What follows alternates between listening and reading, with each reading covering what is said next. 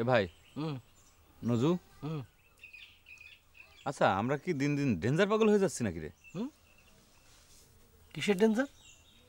না মানে ওই যে আমাকে দেখে তোর মনে করে যে হেনা বেলি এরা ভয় পাচ্ছে, তারপরে গফুর চাচা আমাকে দেখে প্রায় হার্ট ফেল করে ফেলতেছে।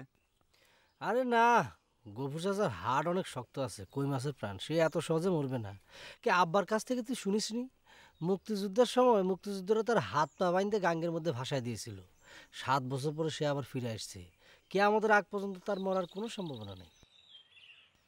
অন্যের হার্টের কথা বাদ দে তো, আমাগরে হার্টের কথা চিন্তা কর। এখন চিন্তা করে দেখ যে আমাগরে হার্টের সাথে হেনাবেলির হার্ট কিভাবে ফিট করা যায়, হার্ট টু হার্ট। কে রে? হ্যানাবেলির হার্টের সাথে আমাদের হার্ট স্ক্রু দিয়ে আটকানোর যে কৌশল, সেটা তো বকুলবু আমাদের বাতলি দিল না। কি করছিস তুই?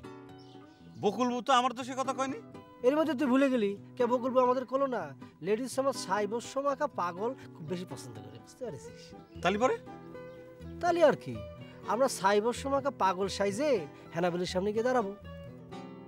বাহ, খুব ফাইন একটা কথা বলেছিস। তালি পরে আমাগরে হার্টের সাথে হেনাবেলির হার্ট টু হার্ট ফিট হয়ে যাবে। খুব ভালো কথা মনে করেছিস। এইরকম একটা মানে হার্ট টু হার্ট জোড়া লাগার স্ক্রুই তো খুঁজতেছিলাম। তাহলে পরে চল আমরা দুই ভাই মিলে সাইবস্য খুঁজে আনি কি। চল সাইবর্ষ খুঁজি। কোন জায়গায় যাওয়া যায়? আচ্ছা কারো কাছে জিজ্ঞেস করে নেবো যে কোনে ভালো ছাই পাওয়া যায়।